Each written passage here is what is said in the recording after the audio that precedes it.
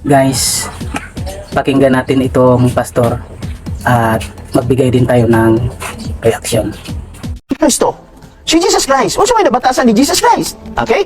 O Lucas Kapitulo 4, versikulo 16. Nagingon, o siya miabot sa Nazaret, diin didto siya magtubo og sumala sa iyang nabatasan, siya misulod sa sinagoga sa adlong ipapahulay. Sumala sa iyang nabatasan. Misulod siya sa sinagoga kada Sabado, kada adlaw ipagpahulay. Walay mabasa nga si Kristo nagbatasan sa pagsulod dito sa simbahan sa adlong Domingo. Klaro?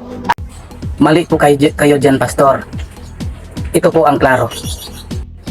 Pumasok po si Jesus tuwing Sabado sa sinagoga ng mga Sabadista para mangaral. Hindi po para magsimba si Jesus. Pastor, si Jesus po ay Diyos. Ang Diyos pagsisimbahin mo? Mali po kayo dyan, pastor. Pumasok po siya sa sinagoga para pangaralan ang mga Sabadista. Pastor, kahit kailan po, hindi magiging Sabadista si Jesus. Pastor, pinangaralan niya ang mga Sabadista, pero ang nung nangyari, hindi nakinig sa kanyang mga pangaral.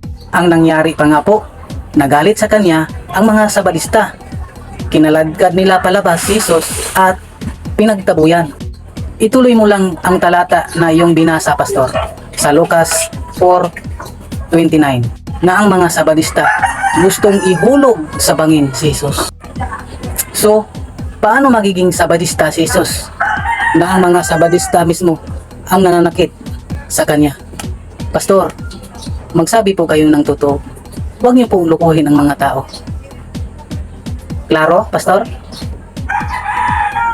Amen.